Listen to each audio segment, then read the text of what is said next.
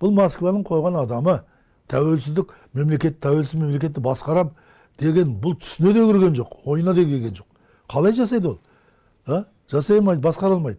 Жаңа адамдар келу керек. Бұлғанбаған отаршылдарға қызмет істемеген таза адамдар келу керек. Неге Назарбаевты таңдады деп ойлайсыз? 59 жылы неге барды ғой бұл? 7 класс бітіріпті өзі. Ол жасаған несі шықты газетке. 7 класс қана бітірген, соң көсеушінің, көмір көсеушінің оқуын оқыпты, бітіруді. Болды. Содан 59 жыл барған, ол мені К+ дейма, сол каналға осыдан 10 жыл, 12 жыл бұрын айтқан.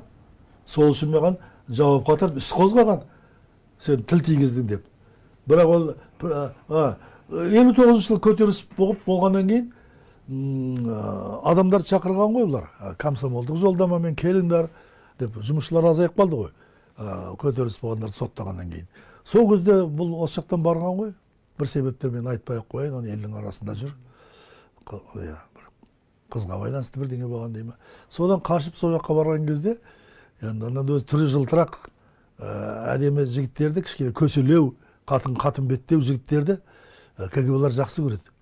Ойнатқанға, агенттер жасауға. Мамай сияқты, Назарбаев сияқтылар. Содан бұны жалдаған.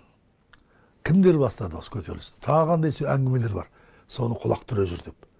Содан жаңағы жылтың байлатып, арасына кіргізіп, содан жақындасқан бұлар. Сондықтан білімі жоқ болса да жаңағы өсіріп, обкомға жіберіп, президент қылып, сөйтіп отырған себебі содан. Сол көзден бастап вербовать етілген адам. Соған маған іс қозғапты. Сізді сол.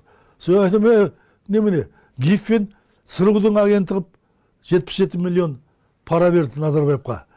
СРУ-дің агенті қылды дегенге даты газетін жапқан жоқсыңдар, ешкімді соттаған жоқсыңдар, жауапқа тартқан жоқсыңдар. Енді КГБ-ның агенті болды дегенде тұрған не бар? КГБ-ның агенті әр мекемеде болған ол кезде. Оған немене?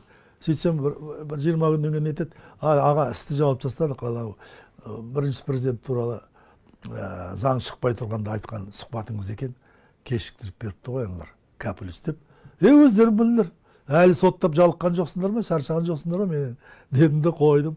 Мен ойлаймын сондай, әйтпесе не, институт бітірген, жоғары білім бар, орта білім бар, арнайы адамдар толып жүр.